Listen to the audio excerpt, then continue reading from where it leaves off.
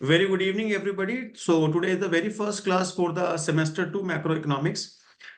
बच्चे देखो, आप में से मैक्सिमम लोग ऐसे होंगे जिन्होंने स्कूल लेवल पे इकोनॉमिक्स पढ़ी हुई है, जिसके अंदर आपने 12th क्लास में मैक्रो इकोनॉमिक का इंट्रोडक्शन पढ़ा था। ठीक है जी, nation income, money, banking, functions of central bank, aggregate demand, aggregate supply approach, ये वो बेसिक बेसिक पढ़ा हुआ है। ठीक है जी, थोड़ा सा फिर भी हम आगे और थोड़ा सा चलते हैं और चीज़ों को थोड़ा सा फॉर्मल तरीके से पढ़ने की कोशिश करेंगे।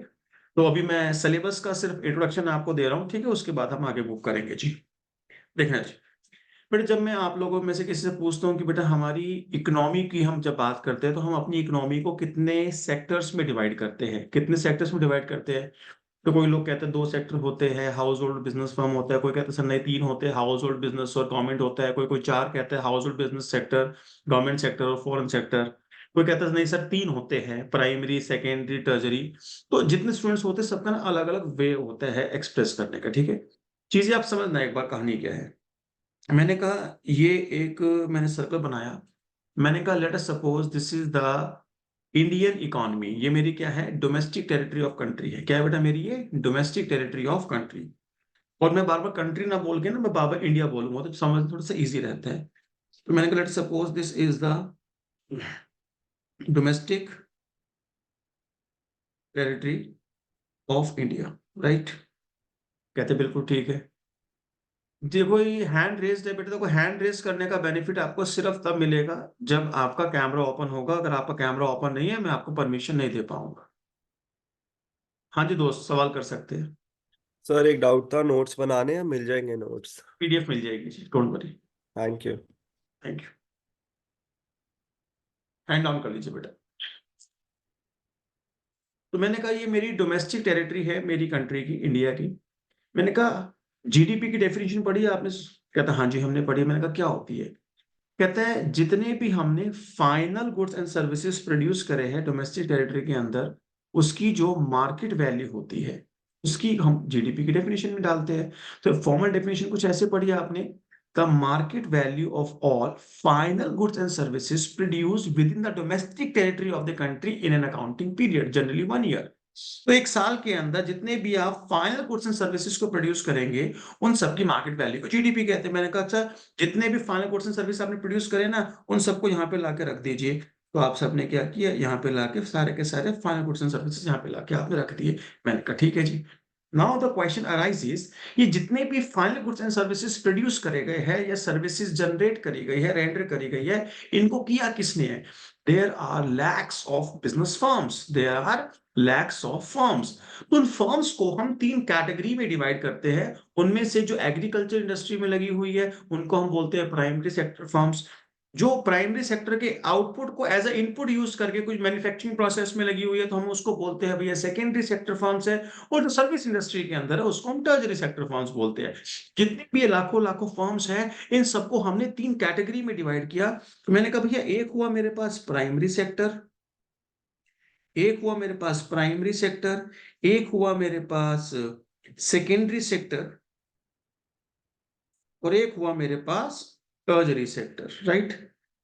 ये तीन ये तीन जने नहीं है, ये 3 सेक्टर्स है। ऑब्वियसली प्राइमरी सेक्टर के अंदर अपने आप में बहुत सारी फर्म्स होंगी, सेकेंडरी सेक्टर्स के अंदर अपने आप में बहुत सारी फर्म्स होगी, सिमिलरली टर्जरी सेक्टर में भी अपने आप में बहुत सारी फर्म्स होगी। तो हमने देखा कि इस आउटपुट को, ये जो गुड्स एंड सर्विसेज जनरेट करें, इसको प्रोड्यूस किसने किया है? कि जितनी भी फर्म्स से मिलकर प्रोड्यूस किया उसको हमने 3 कैटेगरी में डिवाइड कर दिया। मैंने कहा बिल्कुल ठीक है। तो कहता है क्या सर हमारी इकोनॉमी के 3 सेक्टर्स होते? नहीं, कि जितने भी गुड्स एंड सर्विसेज प्रोड्यूस हो चुके हैं इसको परचेस कौन करेगा, इसकी डिमांड कौन करेगा? कहता है डिमांड करने के लिए हमारे पास 4 सेक्टर्स अवेलेबल है। मैंने कहा कौन कौन से हैं? कहता है एक हाउस होल्ड सेक्टर है। मैंने कहा बिल्कुल ठीक है जी, हाउस होल्ड सेक्टर। तो दूसरा, मैंने कहा दूसरा है आपका बिजनेस सेक्टर। तीसरा तीसरा है government sector. And the last one is the foreign sector, यानी कि रेस्ट ऑफ द वर्ल्ड। जितने भी गुड्स एंड सर्विसेज आपने यहाँ पे प्रोड्यूस करे हैं इनको खरीदेगा कौन? इनको ये 4 लोग खरीदेंगे। समझे आप मेरी बात को? अब हमारी इकोनॉमी में जब हम सेक्टर्स की बात करते हैं तो हम 2 हिसाब से बात करते हैं। कहते हैं सप्लाई साइड, तो लेफ्ट साइड हमारी क्या है? Supply side economy, it's supply side economics. Supply side economics. तो सप्लाई साइड से देखते हैं तो 3 सेक्टर दिखाई देते हैं, प्राइमरी, सेकेंडरी, टर्जरी। और डिमांड साइड से अगर हम बात करेंगे इकोनॉमी के अंदर, तो डिमांड साइड से आपको 4 सेक्टर्स दिखाई देंगे। इसे डिमांड साइड इकोनॉमिक्स। जीडीपी की डेफिनेशन की अगर हम बात करते हैं तो क्या कहते हैं, the market value of all final goods and services produce with in the domestic territory of the country in counting period generally 1 year is set of the GDP. तो ये जितने भी गुड्स एंड सर्विसेज आपने produce करे हैं, इसकी जो market value है उसी को हम जीडीपी का नाम दे रहे हैं। और जीडीपी को हम यहाँ पे किससे दिखाएंगे जी, Y. Y stand for the income और you can say the GDP. अभी मैं यहाँ पे डोमेस्टिक इनकम, नेशनल इनकम इस पे नहीं जा रहा हूँ। इनकम का मतलब मेरे पास यहाँ पे फिलहाल जीडीपी से है। Now look at the screens, everybody just look at the screens. आपने स्कूल लेवल में अलग अलग मेथड्स पढ़े थे, income method, value added method, expenditure method, याद है सबको। तो जब आप वैल्यू एडिड मेथड की बात करते थे तो आप 3 चीजों को जोड़ते थे। क्या आप कहते थे, gross value addition, GVA, GVA by primary sector, GVA by secondary sector, GVA by tertiary sector. तो जितने भी सेक्टर्स हमारे पास है उन सब का जब जीवीए ऐड कर देंगे, जब सबका ग्रॉस वैल्यू एडिशन को ऐड कर देंगे, तो हमारे पास क्या आता था, कहता जीडीपी आता था। क्या आता था जी हमारे पास, जीडीपी आता था। तो वही तो चीज यहाँ लिखी है कि gross value additions by primary, by secondary, by tertiary, इन सबको जब जोड़ोगे तो मेरे पास क्या आएगा, जीडीपी आएगा। भाई जितने भी गुड्स एंड सर्विसेज बनाने वाली फर्म से सबसे हमने पूछा था कि भाई तुमने कितना कंट्रीब्यूट किया, तुमने कितना कंट्रीब्यूट किया, सबके कंट्रीब्यूशन को, सबके वैल्यू एडिशंस को ऐड करेंगे तो क्या आएगा, जीडीपी आएगा। सामान बन के तैयार हो गया तो उससे पूछा हमने सामान के अंदर भाई सबका एमआरपी बताओ, सबकी मार्केट वैल्यू बताओ, तो भी क्या आएगा, जीडीपी आएगा। और जब अगर हम बात करेंगे एक्सपेंडिचर मेथड की, अगर आपको याद है एक्सपेंडिचर मेथड क्या था, तो हम कहते थे 4 कंपोनेंट्स को जोड़ेंगे तो जीडीपी आएगा। मैंने कौन कौन से 4 कंपोनेंट्स होते थे, private final consumption expenditure, government final consumption expenditure, gross domestic capital formation, और आप लोग कहते थे नेट एक्सपोर्ट्स, याद है। Private final consumption expenditure, government final consumption expenditure, gross domestic capital formation, net export. है क्या, जो खर्चा हाउस होल्ड सेक्टर करता था उसे क्या कहते थे, प्राइवेट फाइनल कंजम्पशन एक्सपेंडिचर। जो एक्सपेंडिचर गवर्नमेंट सेक्टर करता था उसको क्या कहते थे, गवर्नमेंट फाइनल कंजम्पशन एक्सपेंडिचर। जो बिजनेस सेक्टर करता था उसको बोलते थे ग्रॉस डोमेस्टिक कैपिटल फॉर्मेशन। और आप लोग ऐसा कहा करते थे, मैं नहीं कहता, आप लोग ऐसा कहा करते थे कि फॉरेन सेक्टर जो खर्चा करता है उसको नेट एक्सपोर्ट्स कहते थे। तो इन चारों के एक्सपेंडिचर को भी जब ऐड करते थे तो भी क्या हमारे पास आता था, जीडीपी आता था, नहीं आता था। कहते बिल्कुल ठीक है। अब दोस्त थोड़ी सी यहाँ पे ट्विस्ट लगने वाला है, बहुत ध्यान से मेरी बात को सुनिएगा, ठीक है। थोड़ी सी टेक्निकल लैंग्वेज अब मैं यहाँ पे यूज करूंगा। सो जिन जिनको यहाँ पे समझ में आ रहा है, एक बार आपने कैमरा ओपन कर दीजिए, कैमरा ओपन करके बंद कर दीजिए, एक बार ओपन देन क्लोज। इस बात का इंडिकेशन है that you are getting my point. Thank you, thank you everybody. दोस्त अब थोड़ी सी मेरी बात सुनना। अब ये तो सारी वो बातें हैं जो स्कूल लेवल में आप पढ़ के आए, ठीक है। थोड़ा सा यहाँ पे हमें आगे मूव करना है। कनिष्क अग्रवाल जी का क्वेरी है, बेटा आप सवाल कर सकते हैं। थोड़ा सा सर स्लो जाइए, थोड़ा सा में बोल रहे हैं ना तो चीजें थोड़ा मिस हो जा रही है, थोड़ा सा slow। अच्छा ठीक है, ठीक है, अपनी स्पीड थोड़ी कम करता हूँ, सॉरी। अभी तो बेसिक है, अभी तो है ना, बहुत बेसिक चीज के लिए कोई बात नहीं, still I I decrease my speed. बाकी लोग भी बता दो एक बार, थोड़ा थोड़ा तेज जा रहा हूँ क्या मैं, थोड़ा स्पीड में जा रहा हूँ क्या। Everybody please say you have right to speak. Yes. No, sir. Yes, sir. Yes, sir. चलो चलो No, चलो, sir. मैं I think the speed is. No, sir. चलो थोड़ा थोड़ा सा मॉडरेट, थोड़ा सा। नहीं सर, नॉर्मल पेस से आप पढ़ाइए ऐसे ही। अच्छा नॉर्मल लग रहा है, चलिए मैं थोड़ा सा कंट्रोल करता हूँ। अब यार इकोनॉमिक्स देख के थोड़ा सा मैं भावुक हो जाता हूँ यार। चलिए एनीवे, अच्छा थोड़ा स्लोली स्लोली, ठीक है। तो मैं यहाँ पे ये बात कर रहा हूँ कि जितना अभी तक आपने सीखा है ना, ये नेट रिजल्ट है। उसके अंदर की कहानी कुछ और है, आपको अंदर की कहानी नहीं पता आज तक। तो मेरे को यहाँ पे 5-6 लोग चाहिए जो इस मेरे से इंटरेक्ट कर सके, मेरे से बात कर सके, ठीक है। तो जो लोग अभी जिनका कैमरा ओपन है ना, मैं उनको अनम्यूट कर रहा हूँ, आप लोग प्लीज अनम्यूट रखिएगा। कनिष्क, भूमिका, पियावी एंड सोनाली, ठीक है। आप लोग मेरी बातों का जवाब दीजिएगा, अनम्यूट करके छोड़ दीजिए अपने आप। मुझे एक छोटी सी बात बताना, बीइंग ए हाउस होल्ड, आप लोग भी हाउस होल्ड की कैटेगरी में आते हैं, कहते हैं हाँ जी आते हैं। जो भी लोग आप as a household expenditure करते हो, जो भी आप एक्सपेंडिचर करते हो, वो इकोनॉमी, इंडियन इकोनॉमी के लिए क्या कहलाता है, कंजम्पशन एक्सपेंडिचर। क्या कहलाता है जी, कंजम्पशन एक्सपेंडिचर कहलाता है। मैं एक बार पेज पलट देता हूँ और दोबारा से इसको बनाता हूँ। मैं कहा ये मेरी इंडियन डोमेस्टिक टेरिटरी है, मैं यहाँ पे फिर मेंशन कर रहा हूँ, it is Indian domestic territory. ये 4 सेक्टर है। हाउस होल्ड, HS का मतलब हाउस होल्ड सेक्टर, BS का मतलब बिजनेस सेक्टर, GS का मतलब गवर्नमेंट सेक्टर एंड FS का मतलब फॉरेन सेक्टर। ठीक है, ये 4 सेक्टर है। ये जो सारे के सारे ये हमारे हिंदुस्तान की टेरिटरी में जितने भी सामान बनाया हुआ है, जो हमारी जिसकी मार्केट वैल्यू हमारी GDP है रिप्रेजेंटेड बाय वाई, ये सारे के सारे गुड्स एंड सर्विसेज कौन खरीदेगा? ये 4 लोग मिलकर खरीदेंगे। अब मुझे एक बात बताइए, आप लेट अस सपोज मैं I am also house hold, अगर मैं कुछ कंज्यूम कर रहा हूं तो मैं भी हाउस होल्ड हूँ। मान लीजिए मेरे पास एक ये एक लेट अस सपोज एक आईफोन है, डोंट कवर ऐसा लगा रखा, मान लीजिए एक आईफोन है कि सर कहाँ से खरीदा? मैंने कहा मैंने तो इंडिया में से खरीदा है। ये मैंने परचेज इंडिया में रहकर किया है। अभी प्लांट इंस्टॉल हुआ है, फ्यूचर में प्रोडक्शन होगी, लेकिन आज की डेट में क्या made in India iPhone available है?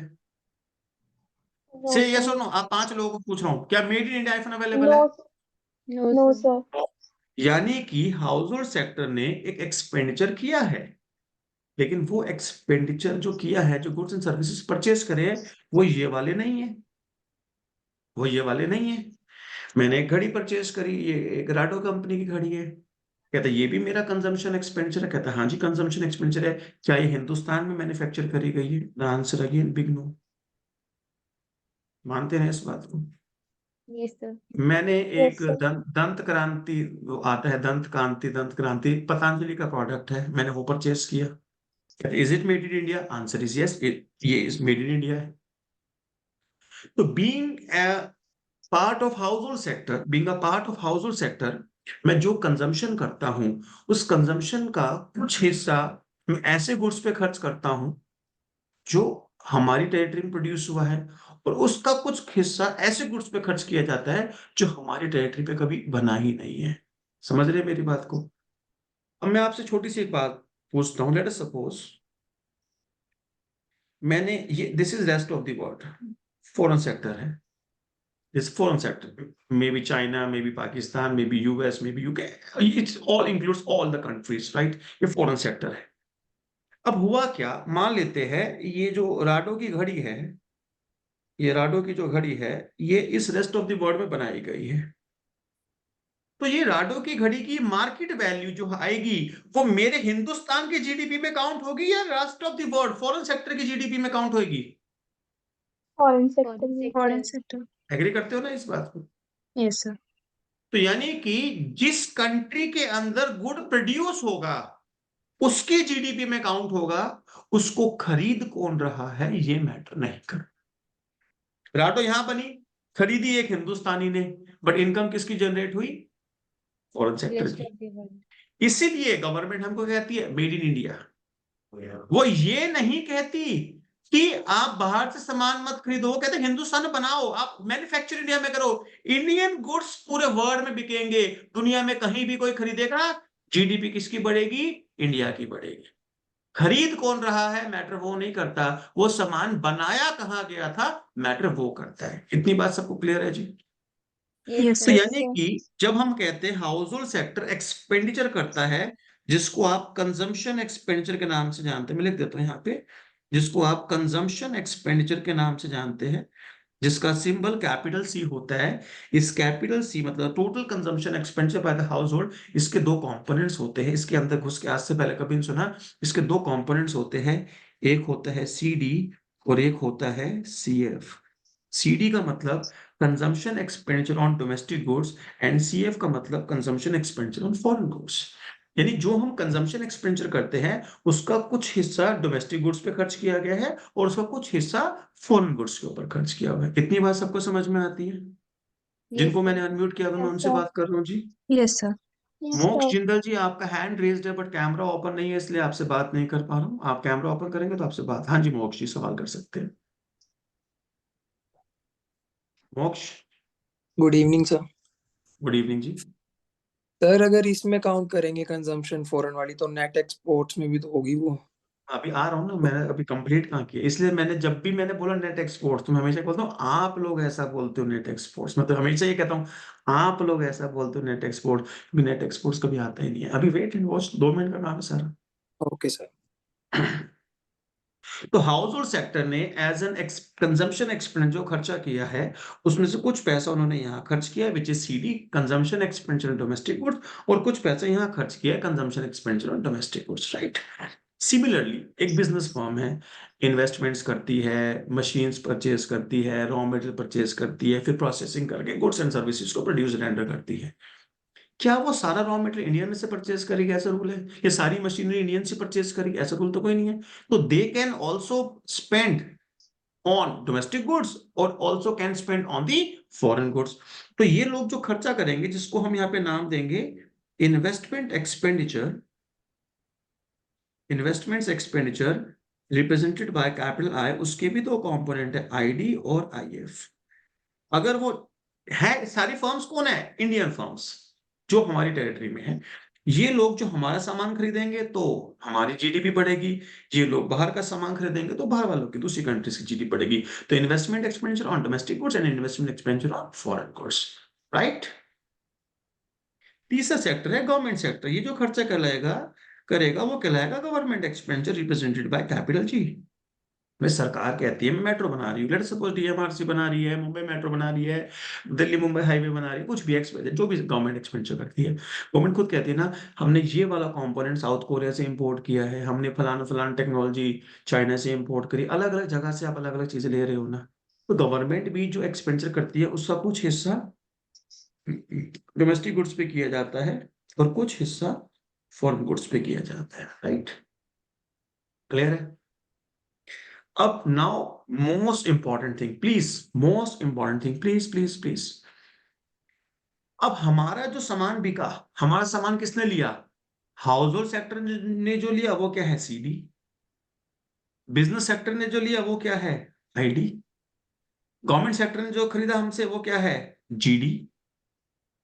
और अंग्रेज stand for any person who is outside my domestic territory. Any foreigners purchase my product, वो मेरे लिए क्या है? सब लोगों से मैं यहाँ पे अनम्यूट करके पूछ रहा हूं, मेरा प्रोडक्ट जब फॉरेन सेक्टर खरीदेगा वो क्या है? एक्सपोर्ट्स या net exports? Export. Exports. Export. मेरा प्रोडक्ट जब Export. फॉरेन सेक्टर खरीदेगा तो वो एक्सपोर्ट्स है, नेट एक्सपोर्ट्स है? Only exports. तो इसलिए मैं यहाँ पे सिर्फ एक्सपोर्ट्स का नाम ले रहा हूं, रिप्रेजेंटेड बाय कैपिटल एक्स। मैंने एक बार भी यहाँ नेट एक्सपोर्ट्स नहीं बोला। ये तुम लोग बोलते हो, और तुम लोग क्यों बोलते हो उसका भी मैं जवाब देके जाऊंगा। अब एक बात सुनना बच्चे ध्यान से, मैं एक छोटी सी स्टेटमेंट यहाँ लिखना चाह रहा हूं। Look at the screens. मेरा जीडीपी यानी कि domestic GDP, domestic country GDP यानी कि वाई के अंदर सी आना चाहिए या सीडी आना चाहिए? बताइए। सीडी। सीडी। सीडी। तो मैंने लिखा y is equal to CD plus ID plus GD plus export. मेरा सामान कहाँ गया? मेरा सामान ये रहा, मेरा सामान ये रहा, मेरा सामान ये रहा, मेरा सामान ये रहा। मेरा मतलब जो मेरी टेरिटरी में प्रोड्यूस किया गया है। तो जीडीपी के अंदर एक्सपोर्ट आता है। तुमने जो रट्टा मारा, देखो वो क्या रट्टा मारा, यहां से देखिए ध्यान से। सीडी को मैं ऐसे लिख सकता हूँ कि CD is equal to C minus CF। लिख सकता हूँ ना, CD is what? C minus CF। तो मैंने इसे रिप्लेस कर दिया C माइनस CF। ऐसे ID को रिप्लेस कर दिया I माइनस IF। ऐसे G को रिप्लेस कर दिया G माइनस GF। और ये एक्सपोर्ट्स रहे, तो यहां से C अलग कर दिया, I अलग कर दिया, G अलग कर दिया, और उसके बाद इन सारे में से नेगेटिव कॉमन निकाल दिया, that is CF plus IF plus GF। ठीक है जी। वो प्लस एक्सपोर्ट्स अलग से रखा हुआ है, एक्सपोर्ट्स को बाद में लिखे, पहले लिख देता हूँ यहाँ पे प्लस एक्सपोर्ट्स। ठीक है, मैंने यहीं पे लिख दिया ये। Now look at the screens. देखो मैंने C लिखा एज इट इज, I लिखा एज इट इज, G लिखा एज इट इज, X लिखा as it is.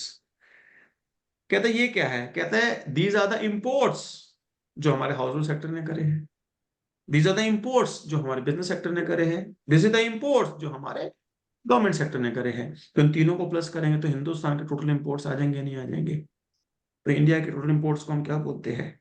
Represented bye M। तो ये X minus M next step में क्या बन जाएगा? Net export C plus I plus G plus net exports. तो ये आपने आइडेंटिटी ये वाली लर्न कर ली, रटा तो मार लिया आपने।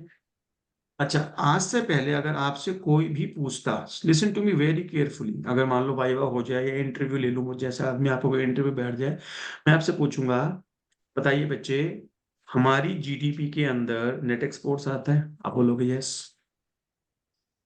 आपने तो रट्टा मारा ना ये, हमारी जीडीपी में नेट एक्सपोर्ट्स आता है, आप बोलोगे यस। मैं कहूंगा नो। कहते क्यों? देखिए ध्यान से, देखा जाए तो सी का मतलब क्या है? CD plus CF. आई का मतलब क्या है? ID plus if. जी का मतलब क्या है? GD plus GF plus export minus import. Import क्या है? Minus CF minus if minus GF. 1 2 3 1 2 3 cut गया। समझ रहे आप मेरी बात? आइडेंटिटी अगेन ये आ गई ना। तो एक्चुअल में मेरी जीडीपी के अंदर क्या आता है? एक्सपोर्ट्स। एक्चुअल में मेरी जीडीपी में क्या आता है? एक्सपोर्ट्स आता है। लेकिन आइडेंटिटी क्रिएट की जाती है मैथमेटिकली, तो हम उसको इस तरीके से क्रिएट कर देते हैं, क्योंकि एक कंपोनेंट पॉजिटिव सीएफ यहाँ पे है, नेगेटिव सीएफ यहाँ पे, बेसिकली कैंसिल आउट हो रहा है ना। इसके अंदर पॉजिटिव आईएफ है, इसके अंदर नेगेटिव आईएफ है, कैंसिल आउट हो रहा है ना। इसमें पॉजिटिव जीएफ है, इसमें नेगेटिव जीएफ है, कैंसिल हो रहा है ना। तो इंपोर्ट्स, नेगेटिव इंपोर्ट्स तो लगे ही नहीं हुए ना मेरी जीडीपी में। तो नाउ द क्वेश्चन इज, क्या हमारी जीडीपी का कंपोनेंट एक्सपोर्ट्स होता है या नेट एक्सपोर्ट्स होता है? एक्सपोर्ट्स। नेट एक्सपोर्ट्स नहीं होता। इतनी बात सबको याद रहेगी प्लीज। एवरीबॉडी से यस और no. Yes, sir. Yes sir. Yes, sir. चलिए जी। तो ऐसे ही हमको देखो, आइडेंटिटी आपको, आपने ये तो पढ़ा था लास्ट, जो मैंने येलो कलर से बोल्ड किया हुआ हायर, ये सबको पता था, लेकिन इसके अंदर की क्या कहानी है वो नहीं पता थी। तो ऐसे ही भले आपने स्कूल लेवल पे कुछ टॉपिक पढ़े हुए हो, आपने फॉर्मूला याद करे हुए हैं, मैंने आपसे पूछा बेटा कॉम्पनसेशन एम्प्लॉइज क्या होता है, कहते सर इसमें ना wages and salaries in cash, wages and salaries in kind, employers contribution लेते हैं, एम्प्लॉयर्स कंट्रीब्यूशन नहीं लेते हैं, ओल्ड एज पेंशन नहीं लेते हैं, रिटायरमेंट पेंशन लेते हैं। आपको फॉर्मूले तो याद है, रट्टा मारा हुआ है आपने संदीप गर्ग में से, लेकिन इनका मतलब क्या होता है, ये क्यों लेते हैं, क्यों नहीं लेते हैं, क्या चीज है, वो अंडरस्टैंडिंग आपकी नहीं है। ठीक है, तो थोड़ा सा प्लीज डिटेल में पढ़िएगा। और किसी को अंदर से कुछ ऐसी चोट आ रही हो ना कि हाँ यार मेरे को तो स्कूल की बहुत इकोनॉमिक्स आती है, मेरे को तो मैक्रो बहुत अच्छा कंसेप्ट है, ये है वो है, तो आपको कुछ नहीं करना, आप एक बार हैंड रेस कर लीजिएगा और बता देना आपको कि सर मेरे को ये वाला टॉपिक सबसे अच्छे से आता है। टॉपिक आपकी पसंद का होगा, सवाल मैं पूछूंगा, आप जवाब नहीं दे पाओगे, ये मेरा चैलेंज है। ठीक है ना? तो और आपकी गलती नहीं है यार, आपने इतनी सी किताब पढ़ी संदीप गर्ग, आप रट के आ। एनीवेज, वापस इधर आ जाते हैं। तो जब हम इकोनॉमी की हम बात करेंगे फ्रॉम द सप्लाई साइड, तो सप्लाई साइड से जो थियरी चलती है उसको हम बोलते हैं क्लासिकल थियरी। तो यहां से हमारी क्लासिकल थियरी चलेगी। तो जो आप इस तरीके से अगर कोई जीडीपी निकालेंगे तो वो क्लासिकल अप्रोच कहलाएगा। और अगर मैं एक्सपेंडिचर साइड चलूंगा तो वो चलाएगी बेटा मेरे पास कीन्स थियरी, और यू कैन से कीनीजियन थियरी।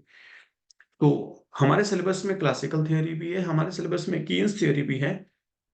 कीन्स का अपडेटेड वर्जन होता है Hicks approach, Hicks Hansen approach, वो भी हमारे सिलेबस का पार्ट। ठीक है, तो एक बार हम स्टार्ट कर रहे हैं कीन्स थियरी। अब कीन्स थ्योरी के अंदर दो अलग अलग, तीन अलग अलग मॉडल्स होते हैं। देखना बच्चे पहले ध्यान से, मैं कीन्स थ्योरी की बात कर रहा हूं, तो हम जब कीन्स थ्योरी की बात करेंगे तो we will always consider the expenditure side, हम कभी भी सप्लाई साइड पे जाएंगे ही नहीं। अच्छा यार, मैं यहाँ पे फिर एक चीज आप लोगों से पूछ रहा हूँ, now my speed is normal, अब तो मैं तेज नहीं लग रहा भाई? कनिष्क साहब, everything is okay now? Yes. अब स्पीड और तो कम करने की नीड नहीं है ना? No, everything sir. Cool No, ना? sir. हाँ सब। चलिए, थैंक यू।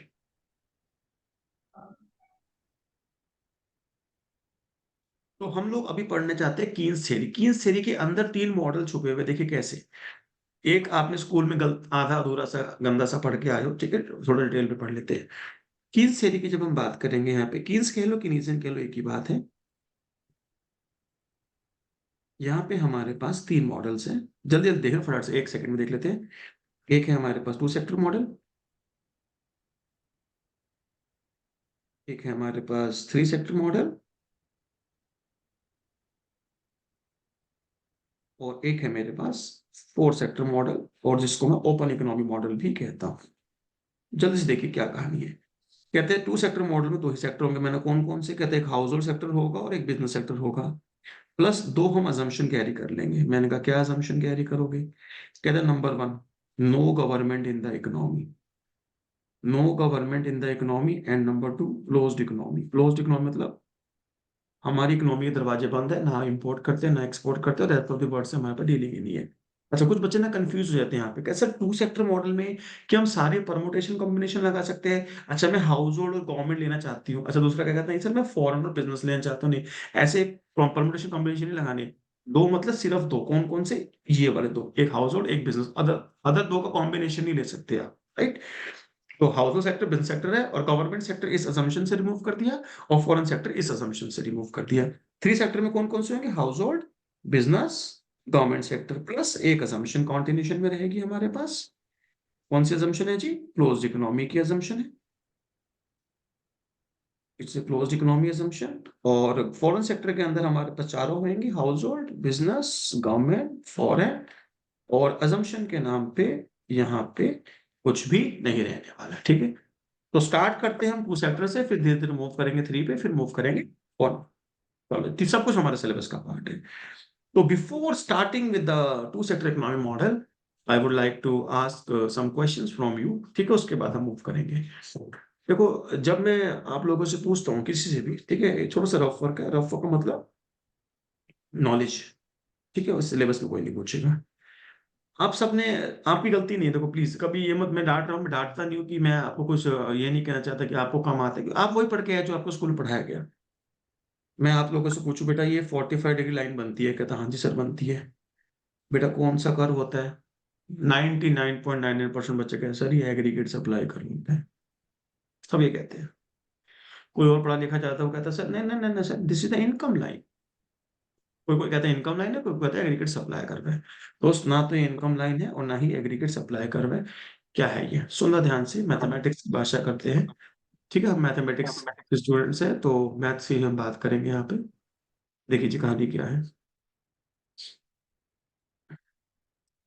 मैंने कहा आप जब भी कोई डायग्राम बनाएंगे, जब भी कोई कर्व को बनाएंगे, एक्सिस पे 2 वेरिएबल लेंगे, एक हॉरिजॉन्टल एक्सिस, एक vertical. You can take any 2 variable, जो आपका मन करे 2 variable, income, consumption, investment, government expenditure, aggregate demand, aggregate supply, anything, you will take 2 variables, right? मैंने एक जगह मान लो इनकम दिखा दी, हॉरिजॉन्टल एक्सिस मैंने इनकम दिखा दिया, वर्टिकल एक्सिस मैंने कंजम्पशन दिखा दी। लेट्स सपोज हॉरिजॉन्टल एक्सिस पे इनकम दिखाया, वर्टिकल एक्सिस मैंने कंजम्पशन दिखाया। स्लोप का मीनिंग सब जानते हैं, 10th class sorry 11th class से पढ़ते आ रहे हो, पहली बार मैथ्स में स्ट्रेट लाइंस पढ़ा होगा, ठीक है? डिवाइड बाय डीएक्स पढ़ लिया, फिर अब तो हैमन पढ़ चुके हैं आप लोग सेमेस्टर 1 के अंदर, तो you are very much aware of this slope. Change in dependent variable due to change in the independent variable. देसी भाषा में कैलकुलस में क्या बोलेंगे? Divide by dx, change in y axis upon change in x axis. कोई कुछ बोलते हैं सर रेट ऑफ चेंज क्या है? जो भी सबका मतलब एक ही है, change in dependent variable due to change in the independent variable. और इसको निकालने के तरीके अलग अलग है, 1045 डिग्री के हिसाब से स्लोप को कैलकुलेट कर सकते हैं। तो ये जो कर्व है, मैंने कहा इसकी स्लोप बताओ, तो आपने बोला स्लोप इसकी होगी जी 1045 डिग्री, 1045 इज 1। तो इस लाइन की स्लोप 1 है ना? मैंने कहा हाँ जी बिल्कुल 1 है। तो मैंने लिखा स्लोप कितनी है इसकी? 1045 डिग्री यानी कि 1। तो मैंने कहा क्या मैं इसको change in C upon change in Y लिख सकता हूँ? कहते बिल्कुल लिख सकता है, divide by dx, delta Y by delta Y. ये एक्स वाई एक्सिस है ना, ये एक्स एक्सिस है, तो change in y-axis upon change in axis, or you can say change in dependent variable due to change in the independent variable। कैसे लिख सकते हो? तो इसका मतलब क्या होगा? change in c is equal to change in y, यानी along this curve जितना change c में आएगा उतना ही change y में आएगा, जितना change c में आएगा उतना change y में आएगा। they both are 0 0 at the point of origin, origin पे दोनों 0 0 है। अगर इनकम कहती है कि भैया मैं 100 पॉइंट्स इंक्रीज होंगे, तो कंजम्पशन क्या होगा? मेरे में भी इक्वल चेंज आएगा, जितना चेंज सी में उतना चेंज वाई में है। तो ये जो पॉइंट आया, दिस पॉइंट विल बी 100,100। तो बिल्कुल ठीक है। मान लीजिए इनकम कहती है कि मैं 200 पॉइंट्स इंक्रीज होंगी, तो कंजम्पशन भी कहेगी हाँ भैया मैं भी 200 पॉइंट इंक्रीज होंगी, तो दिस पॉइंट इज व्हाट? 200,200। तो इसके ऊपर 50-50, 100-100, 200-200, यानी इस फंक्शन के ऊपर 110% इनकम और कंजम्पशन बराबर रहेंगे। ये अभी तुमको इतना तो पता है ना, x इक्वल टू वाई की लाइन तो है, और क्या है ये? This line of x equals to Y. My the question is क्या ये इनकम कर्व है? नो। क्या ये कंजम्पशन कर्व है? नो, मैं तो कर्व की बात ही नहीं करी। तो ये एक ऐसी लाइन है जो इनकम और कंजम्पशन को इक्वेट करती है। What is the meaning of income and consumption? The variables which are measured on the axis. अगर मैं यहाँ पर वेरिएबल्स चेंज कर दूंगा, मान लो मैंने कहा भैया मैं तो यहाँ पे इन्वेस्टमेंट दिखाऊंगा और यहाँ गवर्नमेंट एक्सपेंडिचर दिखाऊंगा, मुझे इन्वेस्टमेंट और गवर्नमेंट एक्सपेंडिचर रिलेशनशिप दिखाना है। तो अगर आप कोई 45 डिग्री लाइन यहाँ बना देंगे तो इसका मतलब क्या है? इस लाइन के ऊपर इन्वेस्टमेंट और गवर्नमेंट एक्सपेंडिचर बराबर है। बट इसका मतलब ये नहीं है कि ये इन्वेस्टमेंट कर्व है, ये गवर्नमेंट एक्सपेंडिचर कर्व है। नो, यहाँ पे आप कह दो, यहाँ मैंने दिखाया अक्कड़ बक्कड़ बम्बे को, कुछ भी दिखा दो आप, जो आपका मन करे। कहते हैं यहाँ पे अक्कड़ है, यहाँ बक्कड़ है, तो ये 45 डिग्री की लाइन क्या दिखाएगी? अक्कड़ इज इक्वल टू बक्कड़। अरे हमें कोई मतलब, it is just line of equality. क्या बोलते हैं इसे? Line of equality. इसका क्या काम होता है? दोनों एक्सिस पे दिए हुए वेरिएबल्स को बराबर बनाना, और इससे ज्यादा इसकी कोई आइडेंटिटी नहीं होती है, और इसकी स्लोप 1 होती है, बस हमको इतना ही पता है। राइट, तो फर्दर मूव करते हैं। राइट, अब मैं यहाँ पे टू सेक्टर मॉडल पे आ रहा हूँ जी, केन्स का टू सेक्टर मॉडल। तो टू सेक्टर मॉडल में जो पहला सेक्टर मेरे पास है that is the household sector. Household sector, देखो जी क्या कहानी है household sector. Household sector जो एक्सपेंडिचर करता है वो क्या होता है जी? Consumption expenditure. Household sector जो खर्चा करता है वो क्या कहलाता है जी? Consumption expenditure. यहाँ पे कंजम्पशन के बारे में बहुत गलत गलत बातें आप लोग रट के आए हो, तो प्लीज थोड़ा सा अपने आप को संभाल लीजिएगा चीजों को। बेटा सबसे पहली बात कहते हैं बच्चा कैसा, consumption is a function of, किसी से पूछता हूं मैं, चलो यहाँ पे हमारे बीच पियावी जी हैं, अच्छे बच्चे हैं। पियावी जी, कंजम्पशन किस चीज पे डिपेंड करती है? बोलो सर इनकम। क्या कंजम्पशन किस चीज पे डिपेंड करती है? Consumption is a function of. Sir दिमाग से निकल गया है अभी क्या ही। अच्छा कोई बात नहीं, भूमिका जी हाँ आप सर बताएंगे। Consumption is a function of. पता नहीं, अभी याद नहीं आ रहा। अच्छा जी कोई बात नहीं। Kanishk ji, Kanishk Agarwal, consumption is a function of. Expenditure. बावली पूछ। Sonali Kumari, consumption is a function of. Sir नहीं पता। 12th में नहीं पढ़ी क्या इकोनॉमिक्स? मोक्ष, सर याद नहीं है। Consumption, consumption is a function of. Sir income. हाँ बस ये सुनना चाहता मैं। तरुणिका जी हैंड रेज्ड है आपका, गार्गी कॉलेज से, आप बताएंगे consumption is a function of. Income. हाँ बस ये सुना। तो या तो आप लोगों को पता नहीं, या जिनको पता वो कहते हैं जी consumption is a function of income. ठीक है, जिनको नहीं पता हो ज्यादा अच्छा था, एटलीस्ट गलत मत बोलो। चलिए देखिए ध्यान से कहानी क्या है। गलत नहीं है, उनको वो कुछ चीज मिसिंग कर रहे हैं। ठीक है, मिसिंग क्या है वो ध्यान से पढ़ना कि वो मिसिंग क्या चीज है। देखो जनरली जब आप लोगों ने स्कूल में पढ़ा टॉपिक, ठीक है, तो आपको बताया गया। देखो मैं इंडिविजुअल से स्टार्ट करता हूँ, फिर मैक्रो लेवल पे कन्वर्ट कर दूंगा। मान लीजिए एक इंडिविजुअल है, उसकी कुछ इनकम है। कहते कितनी इनकम है? कहते लेट सपोज उसने 50 लाख रुपीज अर्न करे। कहते ठीक है जी, उसने 50 लाख रुपए कमाए। सरकार कहती है भाई टैक्सेस दोगे, पहले तुम जो पैसे कमाओगे हम आपके से कुछ टैक्सेस लेंगे इन the form of direct taxes, income tax you can से। कहता जी ठीक है, 10 लाख रुपए टैक्स दे दिए। कितने बचा? कहते 40 लाख बचे। कहते हैं लेकिन हम गवर्नमेंट कह रही है हम आपको कुछ देना चाहते हैं in the form of transfers. It can be scholarships, it can be any other thing. तो सरकार ने आपको 1 lakh rupees as a scholarship दे दी। तो 50 लाख आपने कमाए which is the income of you. उसमें से 10 लाख से आपने टैक्सेस पे करे, आपके पास बचे 40 लाख। 1 लाख रुपए सरकार ने आपको दे दी, तो आपके पास हो गए 41 टैक्स। माय क्वेश्चन इज, जब आप पैसा खर्च करने जाओगे बाजार में, कंजम्पशन करने जाओगे, तो आप 50 लाख रुपए के हिसाब से खर्च करोगे या 41 लाख के हिसाब से खर्च करोगे? कैसा 41 लाख के हिसाब से खर्च करेंगे? तो दिस 41 लाख आपकी इनकम तो नहीं है ना। तो this 41 lakh is nothing but your disposable income. क्या है बेटा? ये डिस्पोजेबल इनकम। समझ में आते का नहीं? तो जनरली हम कहते हैं consumption is a function of disposable income. But in two sector model, we assume government is not there. It is assumed that government is not there, जब सरकार ही नहीं है तो टैक्सेस क्या हो गए? जीरो। टैक्स लेने वाला कौन है? ट्रांसफर देने वाला कौन है? इन दैट सिनेरियो ये दोनों चीज जीरो हो गई। In that scenario income and disposable income क्या कर जाती है? कोइंसाइड कर जाती है। In the two sector economy model, when we assume that government is not there, it means tax amount zero, transfer amount zero, so the income and disposable income coincide. तो unfortunately हम लिख देते हैं, हमें लिखना तो disposable income है, लेकिन हम लिख क्या देते हैं? Income. पर थ्री सेक्टर मॉडल में अगर आप लिख दिया consumption is a function of income, या फोर सेक्टर मॉडल में आप लिख दिया consumption is a function income, वहां गेम खराब हो जाएगी, कहानी खत्म। तो सिर्फ टू सेक्टर मॉडल तक आप लिख सकते हैं consumption is a function of income. कायदे से consumption is a function of disposable income. Government sector ना होने की वजह से बस टैक्स और ट्रांसफर जीरो हो गए और वो कंजम्पशन जो है वो इनकम का फंक्शन बन गई है इंस्टेड ऑफ डिस्पोजेबल इनकम। इतनी बात सबको समझ में आती है जी? एवरीबडी प्लीज से यस और no. Yes sir. Yes sir. Vanshika ji सवाल कर सकते हैं मैम। सर एक बार फिर एक्सप्लेन कर दोगे आप, मेरे को समझ नहीं आया वो कौन एक सा। मिनट मेरी बात सुनिए। मान लीजिए आप एक इंडिविजुअल हो, आपने 50 लाख रुपए अर्न करे वंशिका, राइट?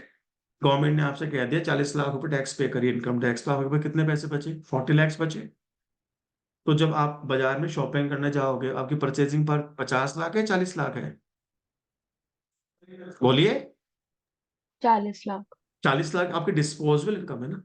तो ये कंजम्पशन आप कितनी करोगे वो डिस्पोजेबल इनकम पे डिपेंड करती है, ना कि आपकी इनकम पे। हम्म। और हाँ, टू सेक्टर मॉडल में गवर्नमेंट नहीं है, तो गवर्नमेंट ना होने की वजह से टैक्सेस की वैल्यू जीरो हो जाएगी, ट्रांसफर की वैल्यू जीरो हो जाएगी, तो डिस्पोजेबल इनकम ऑटोमेटिकली किसके बराबर आ जाएगी? इनकम के बराबर आ जाएगी। इसलिए बोला जाता है consumption is the function of income, but only in case of two sector model. जैसे 3-4 पे मूव करेंगे तो फिर इनकम इनकम होती है, डिस्पोजेबल डिस्पोजेबल इनकम होती है, ये दोनों चीज अलग अलग। Is it clear? Yes sir, thank you. Thank you. अब यहाँ पे जब मैं आता हूँ कि भाई ठीक है consumption is a function of income, बेटा हैंड डाउन कर लिया करें जब आपकी क्वेरी ऑफ हो जाए तो। एंड यार I request you all, please I request you all open web camps यार। मुझे भी क्लास लेने में ना बड़ा अच्छा लगता है, मतलब मेरे को लगता है सामने बच्चे बड़े इंटरेस्ट से पढ़ रहे हैं। Please open web cams and nothing to worry यार, ये कोई आपको जज नहीं कर रहा है कि आपने मेकअप किया है नहीं किया है, कोई फर्क नहीं पड़ता इस चीज से। Nobody is going to match your this picture with your Instagram profile, है ना? कोई ऐसा मैच नहीं करने वाला, डोंट वरी। ओपन वेबकैम से यार, मुझे भी बड़ा अच्छा लगता है कि हाँ यार सामने वाला स्टूडेंट बड़े इच्छा से पढ़ रहा है, तो फिर हम भी उसके अकॉर्डिंग लेक्चर डिलीवर करते हैं।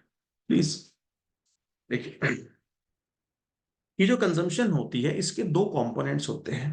देखिए कंजम्पशन के दो कंपोनेंट्स हैं, एक होते हैं जी ऑटोनॉमस कंपोनेंट, ऑटोनॉमस कंजम्पशन, और एक होता है इंड्यूस्ड कंजम्पशन। एक होता है ऑटोनॉमस कंजम्पशन, एक होता है इंड्यूस्ड कंजम्पशन। आप में से किसी से भी पूछ लो भैया ऑटोनॉमस कंजम्पशन क्या होता है, जवाब सीधा ये आएगा, सर वो कंजम्पशन जो जीरो लेवल ऑफ इनकम पे एग्जिस्ट करती है और ये कांस्टेंट होती है भारत का, फुल स्टॉप। इतने सीखा आपने। ये वो कंजम्पशन होती है जो हमारी जीरो लेवल ऑफ इनकम पे होती है और ये कांस्टेंट होती है। This is partly wrong answer. सुनिए ध्यान से कहानी क्या है। कुछ एग्जाम्पल्स मैं आपको देना चाहता हूँ, बड़े ध्यान से सुनिएगा वो एग्जाम्पल का मीनिंग क्या है। मैं कहता हूँ हमारी कंजम्पशन का जो हम कंजम्पशन करते हैं, कंजम्पशन कितनी करते हैं, या तो वो इनकम पे डिपेंड करती है या किसी और चीज पे डिपेंड करती है। दो चीज होंगी ना, या तो इनकम पे डिपेंड करती है या फिर किसी और चीज पर डिपेंड करती है। एग्जाम्पल समझना बच्चे, एग्जाम्पल्स जल्दी समझ में आएगा। मान लेते हैं चलो एक एग्जाम्पल लेते हैं। मैंने कहा एक फैमिली है, फैमिली के हिसाब से समझते, इकोनॉमी के हिसाब से आपको समझ में जल्दी आएगा। मैंने कहा एक ईयर था हमारे पास 2018, एक फैमिली से पूछा, मैंने कहा आपकी इनकम कितनी, कहती है 1 करोड़। मैं खर्चा कितना किया, कहते 80 लाख। मैंने कहा बहुत बढ़िया। 2019 आया, मैं कहा इनकम कितनी है, कहता है 1 करोड़। मैं खर्चा कितना किया, कहता है 80 लाख।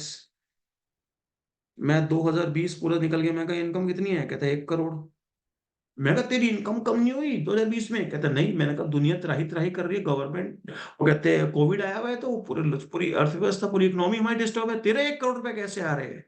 कहते भैया मैं गवर्नमेंट एम्प्लॉय हूँ, दुनिया इधर की उधर हो, 1 तारीख को पैसा मेरे अकाउंट में टेंच करके मैसेज आता सुबह सुबह, your account is credited by this amount.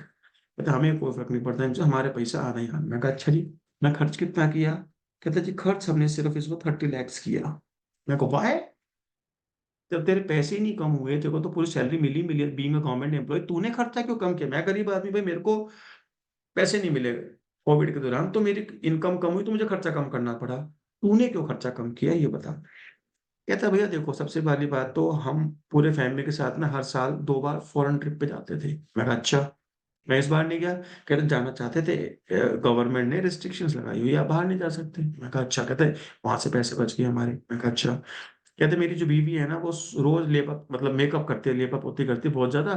5 lakh रुपए तो वही खर्च करती है अपने मेकअप के ऊपर। अब वो उसको बाहर जाना नहीं होता, घर में क्या लेपअप होती करेगी, मेकअप करेगी, तो 5 लाख रुपए वो बच गए। हम रोज डाइनिंग पे जाते, खाना खाने के लिए घूमने जाते थे, सर रिस्ट्रिक्शन, सर रेस्टोरेंट ही बंद है। तो हमारी कंजम्पशन कम हुई है, लेकिन इस वजह से कम नहीं हुई कि हमारे पास पैसे नहीं थे खर्च करने की, हमारी इनकम कम हुई, नहीं। There are some any other reason. समझ रहे मेरी बात को? एक फैमिली थी, वो ऐसे करती थी, अचानक से उसकी इनकम में रहेगी 20 लाख, प्राइवेट जॉब वाले, पैसे नहीं आए। मैं खर्चा कितना किया? मैं 20 लाख। मैं भाई खर्च क्यों नहीं कर रहा? पिछले साल तो 80 लाख रहे। कह रहे है ही नहीं भाई खर्च करने को, इनकम ही नहीं है। इसकी जो कंजम्पशन में चेंज आया वो क्यों आया? Because of income. और इस बंदे की कंजम्पशन में क्यों चेंज आया? Because of the factor. Getting my point guys? तो हमारी जो कंजम्पशन होती है वो डिपेंडेंट होती है, वो किसी भी चीज पे डिपेंड हो सकती है। हमने उसकी 2 कैटेगरी, कंजम्पशन का वो हिस्सा जो इनकम पे डिपेंड करता है, और कंजम्पशन का वो हिस्सा जो इनकम पे डिपेंड ना करके किसी और चीज पे डिपेंड करता है। तो वही चीज है ऑटोनोमस कंजम्पशन, जिसका सिंबल है हमारे पास सी बार। ऑटोनोमस कंजम्पशन जिसका सिंबल है सी बार, ये कंजम्पशन का वो पार्ट है, this is the component of consumption which is not the function of income. ये कंजम्पशन का वो हिस्सा है, वो कंपोनेंट है जो आपकी इनकम पे डिपेंड नहीं करता, लेकिन ये कांस्टेंट नहीं है। ये बढ़ भी सकता है, ये कम भी हो सकता है, कुछ भी हो सकता है, लेकिन चेंज होने का भी जो रीजन होगा वो इनकम नहीं होगी, कुछ और होगा। That can be any other reason. तो autonomous consumption is not the function of income, but autonomous consumption is not constant. ये कांस्टेंट नहीं होता। सी बार में इंक्रीज और decrease due two factors other than income, due two factors other than income.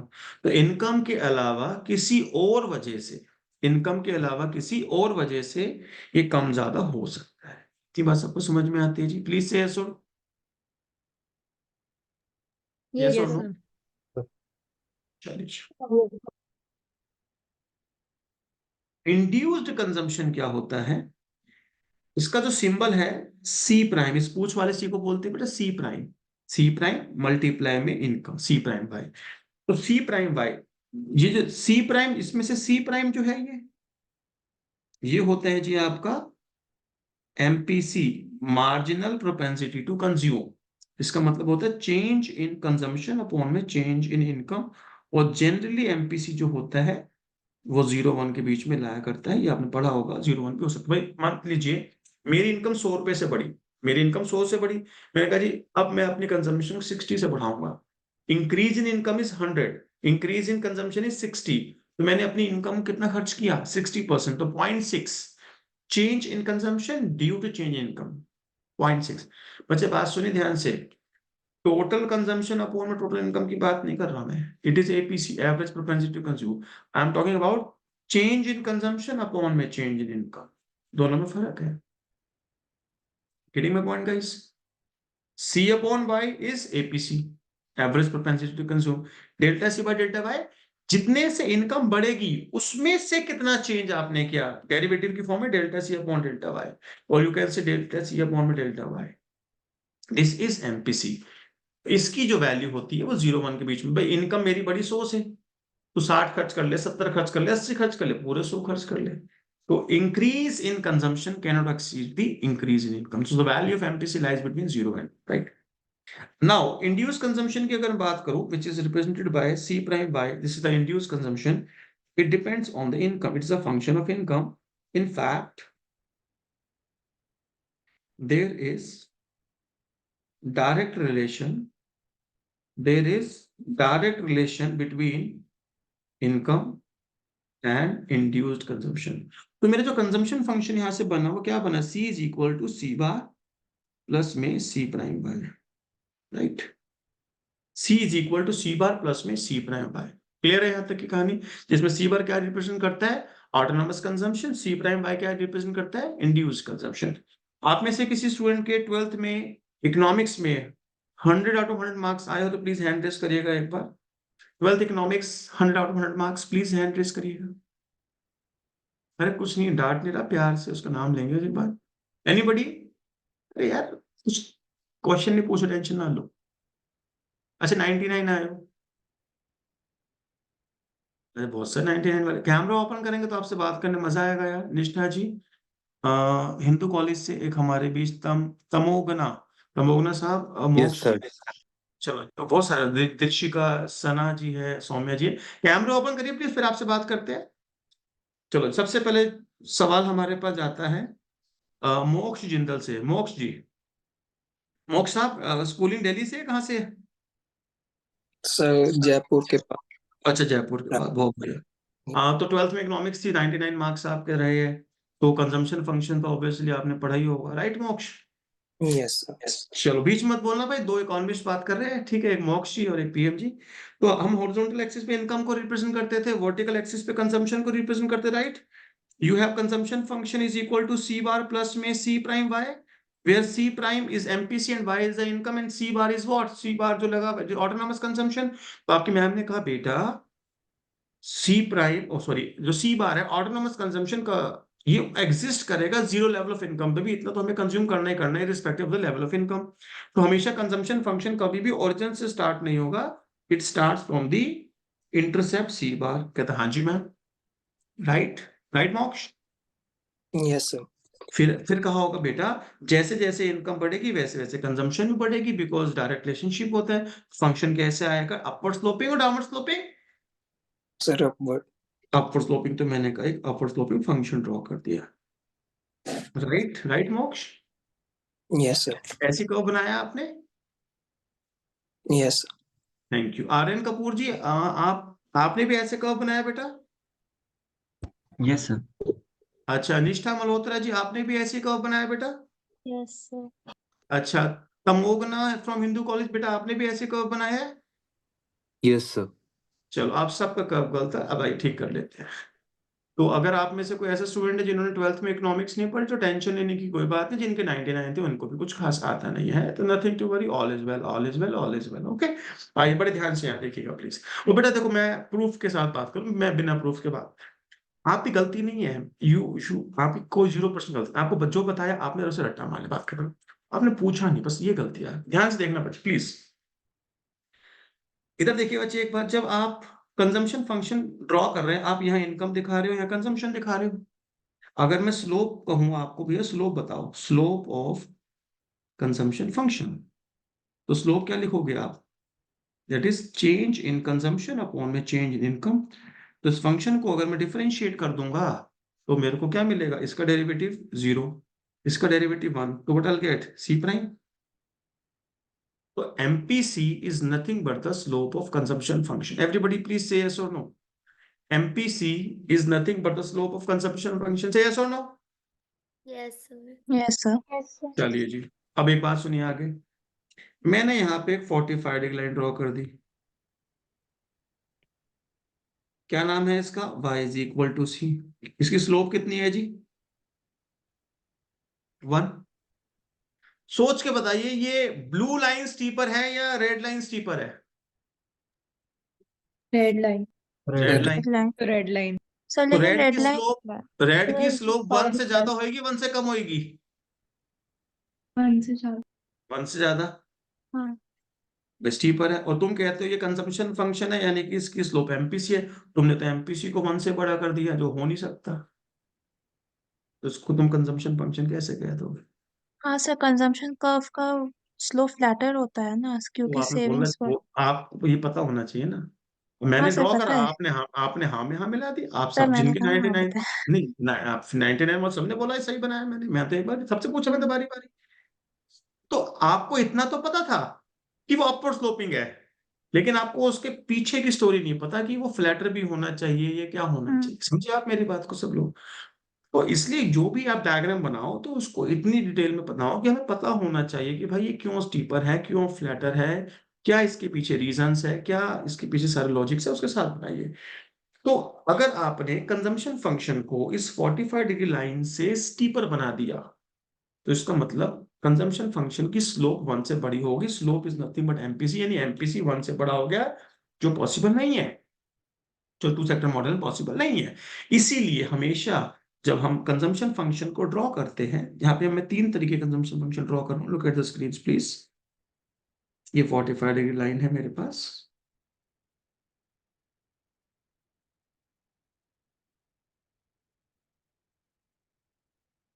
This is C बार।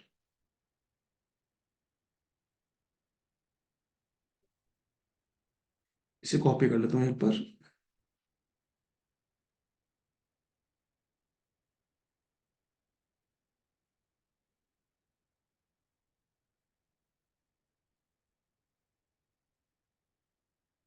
देख लीजिए, मैंने कहा अगर if MPC lies between 0 and 1, तो ये फंक्शन एमपीसी 0 1 को अप्लाई करेगा, consumption function must be flatter.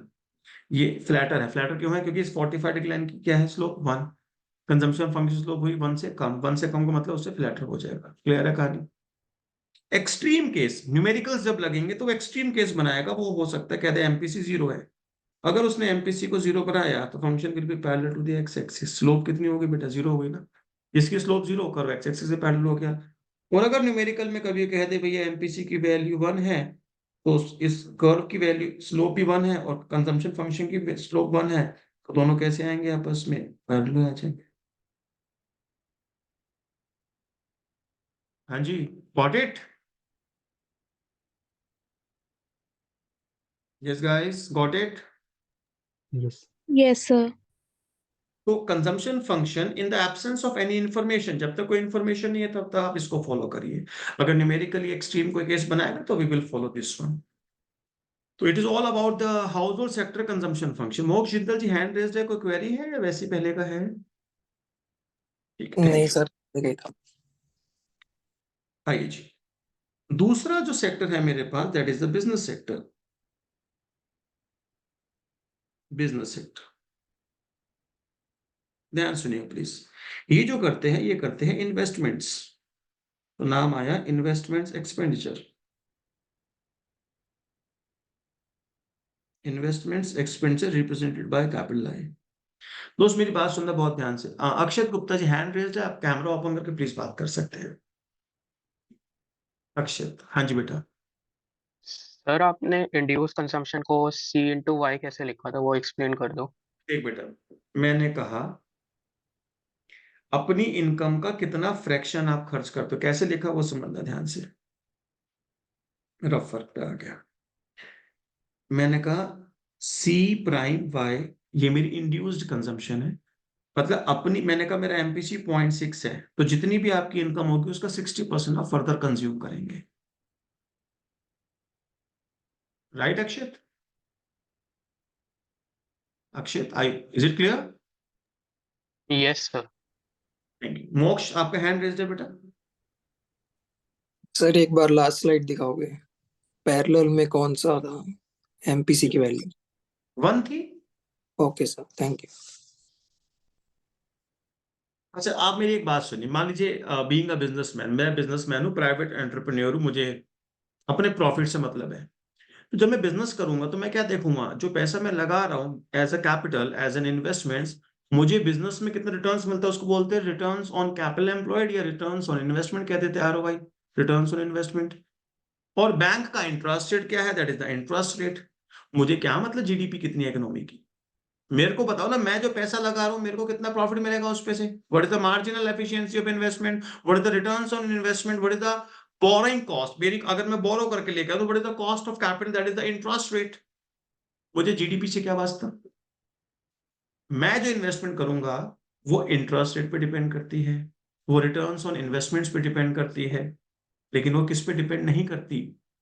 GDP यानी इनकम पे डिपेंड नहीं करती। तो यही बात कीन्स ने अज्यूम किया, कि investments are assumed to be autonomous, investments are assumed to be autonomous. This is merely the assumption of Keynes.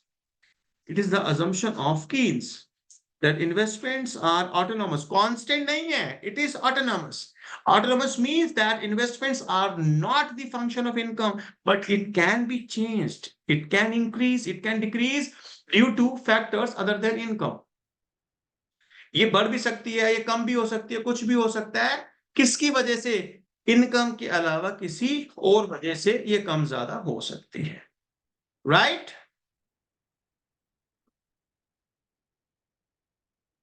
तो इसका फंक्शन जब मैं ड्रॉ करूंगा तो यहां अगर मैं दिखा रहा हूं इन्वेस्टमेंट्स और यहां हॉरिजॉन्टल पे इनकम दिखा रहा हूं, function is parallel to X axis because irrespective of the level of income investments हमारे सेम रहेगी। इनकम का फंक्शन नहीं है ये, तो ये मेरा इन्वेस्टमेंट फंक्शन है which is autonomous.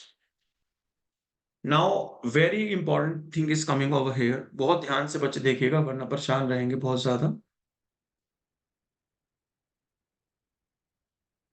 Next topic is aggregate expenditure. Aggregate expenditure. देखना ध्यान से, represented by A। अच्छा बच्चे बस 10 मिनट और मेरी क्लास के टाइम बचे, फिर आपसे नॉर्मली कुछ बात मुझे करनी है। इट विल टेक 5 मिनट्स बात करने के, 10 मिनट पढ़ाने के, उसके वाइंड अप कर दूं, ठीक है? तो टेंशन ना लीजिए, ध्यान से देखना। जिसको आप एग्रीगेट डिमांड कहते हो, वो एग्रीगेट डिमांड नहीं होता, वो एग्रीगेट एक्सपेंडिचर होता है। जितना एक्सपेंडिचर हाउस होल्ड सेक्टर ने किया कहते हो कंजम्पशन एक्सपेंडिचर, जितना सेक्टर बिजनेस सेक्टर, जितना एक्सपेंडिचर बिजनेस सेक्टर ने किया वो हुआ इन्वेस्टमेंट एक्सपेंडिचर, वो दोनों का सम अप किया तो वो हुआ एग्रीगेट एक्सपेंडिचर। प्लीज प्लीज इसे एग्रीगेट डिमांड मत बोलिएगा, आई रिक्वेस्ट, इसे एडी मत बोलना। एडी बोलोगे तो परेशान हो जाओगे, क्योंकि एडी की डेरिवेशन है, जब एक्चुअल एडी आएगा तो फिर क्या बोलेंगे? एडी प्रो आ गया, नहीं ना। तो it is not aggregate demand, it is just aggregate expenditure. तो इसकी इक्वेशन अगर मैं निकालना चाहूँ आप लोगों के लिए, कंजम्पशन फंक्शन क्या है? सी बार प्लस में C prime Y, investments are assumed to be autonomous. तो दोनों ऑटोनॉमस कंपोनेंट्स को मैंने एक साथ लिखा, C bar plus I bar, C prime Y को मैंने अलग कर दिया। जैसे इंटीग्रेशन में सारे कांस्टेंट्स को सी लिखते हैं मिला के, तो ऐसे ही मैक्रो इकोनॉमिक्स में सारे ऑटोनॉमस को मिला के हम क्या लिख देते हैं? ए बार। तो ए बार प्लस में C prime Y, where A bar is what? A bar is C bar plus में I bar. Now this will become the equation of the aggregate expenditure function. Now look at the screens please. जब मैं aggregate expenditure function, please please please यहाँ देखिए, जब मैं aggregate expenditure function को plot करूंगा diagram के ऊपर, तो वर्टिकल एक्सिस पे ए दिखाऊंगा, हॉरिजॉन्टल एक्सिस पे इनकम दिखाऊंगा। तो जब मैं स्लोप कहूंगा, what is the slope of A, तो स्लोप ऑफ ए क्या होगा बेटा? Change in A due to change in income. यानी कि इस फंक्शन को जब मैं इनकम के रिस्पेक्ट में डिफरेंशिएट करूंगा, बताओ क्या आएगा? अगेन एमपीसी आएगा। इस फंक्शन को जब मैं इनकम के रिस्पेक्ट में डिफरेंशिएट करूंगा तो क्या आएगा? बोलो। एमपीसी। तो एग्रीगेट एक्सपेंडिचर फंक्शन की स्लोप भी क्या होती है? एमपीसी होती है। कंजम्पशन की स्लोप क्या होती है? एमपीसी। ए की स्लोप क्या होती है? एमपीसी। तो कंजम्पशन और ए दोनों आपस में कैसे आएंगे? हमेशा पैरेलल आएंगे। लेकिन कंजम्पशन फंक्शन जो होता है, यहां देखें ऊपर लिख रहा हूं मैं, सी बार प्लस सी प्राइम आई होता है।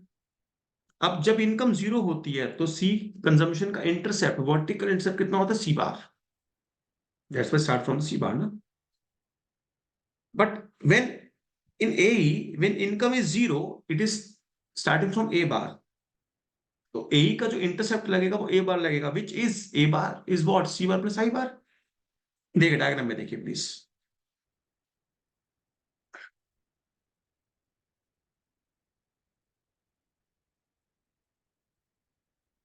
this is aggregate expenditure, this is income, this is y is equals to AE। ये मेरी 45 डिग्री लाइन है, ठीक है। कंजम्पशन फंक्शन स्टार्ट होता है सी बार से, C bar, it is consumption function. इसी के अंदर जब मैंने ऐड कर दिया investments, C bar plus I bar, it is nothing but A bar. तो this distance is what I bar, तो ये मेरा क्या बन जाएगा, एग्रीगेट एक्सपेंडिचर बन जाएगा। क्लियर है यहां तक की कहानी? बस ध्यान से समझ लीजिए, ना तो ये एग्रीगेट सप्लाई है, ना ही ये एग्रीगेट डिमांड है जो तुम स्कूल में लिख के आए हो। इसको लिख दिया एएस, इसको लिख दिया एडी, कह दो भैया इक्विलिब्रियम आ गया, AD is equal to AS, खत्म कहानी। ये मत करना प्लीज, ये नीचे चलेगा ही नहीं, क्योंकि ना तो ये एएस है और ना ही ये एडी है, तो कहानी कुछ हो रहा है। ठीक है, तो आज मैं इतना ही पढ़ा रहा हूँ, अब नॉर्मली आप लोगों से बातें कर रहा हूँ मुझे।